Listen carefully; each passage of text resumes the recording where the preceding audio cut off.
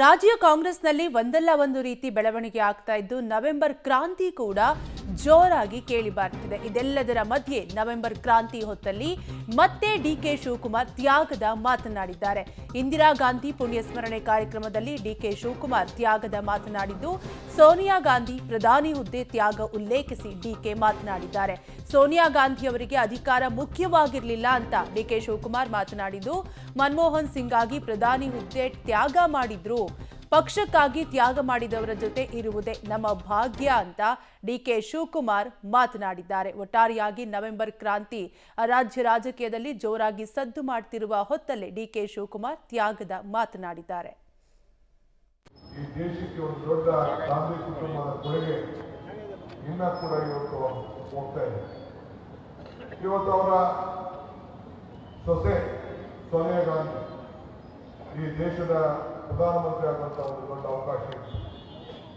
ಈ ದೇಶದಲ್ಲಿ ಅನೇಕರು ಟೀಕೆ ಮಾಡೋದು ಸಾಧ್ಯ ಇಲ್ಲ, ನಾವು ತಲೆ ಬೋಳ್ಸ್ಬಿಡ್ತೀವಿ ಅಂತೇಳಿ ಸುಷ್ಮಾ ಸ್ವರಾಜ್ ಮತ್ತು ಮಧ್ಯಪ್ರದೇಶದ ಮಾಜಿ ಮುಖ್ಯಮಂತ್ರಿ ಅವರು ಕೂಡ ಹೇಳಿದ್ರು.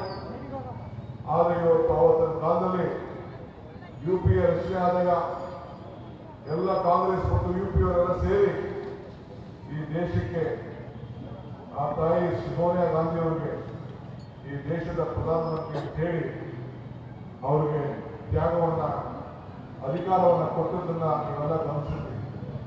ಆದರೆ ಅವರು ಒಪ್ಪದೆ ನನಗೆ ಮುಖ್ಯ ಅಲ್ಲ ಅಧಿಕಾರ, ಒಬ್ಬ ಆರ್ಥಿಕ ತಜ್ಞ ಮನಮೋಹನ್ ಸಿಂಗ್ ಅವರಿಗೆ ಈ ದೇಶದ ಪ್ರಧಾನಮಂತ್ರಿ ಸ್ಥಾನ ಕೊಡಬೇಕು ಅಂತ ಹೇಳಿ ಅವರು ಪ್ರಧಾನಮಂತ್ರಿ ಸ್ಥಾನವನ್ನು ಕೂಡ ತ್ಯಾಗವನ್ನು ಮಾಡಿದ್ರು. ಅಂತ ಒಂದು ದೊಡ್ಡ ಕುಟುಂಬ ಇಂದಿರಾ ಗಾಂಧಿ ಅವರು ಆಡಳಿತ ನೋಡಿದ್ದಾರೆ, ರಾಜೀವ್ ಗಾಂಧಿ ಅವರು ಆಡಳಿತ ನೋಡಿದ್ದಾರೆ.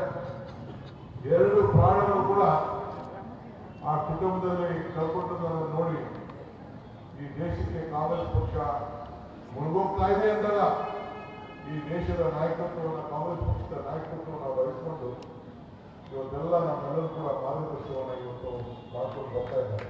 ಇಂಥ ಪಕ್ಷದಲ್ಲಿ ಇದ್ದೀವಲ್ಲ ಅನ್ನೋದು ನಮಗೆಲ್ಲ ಬಹಳ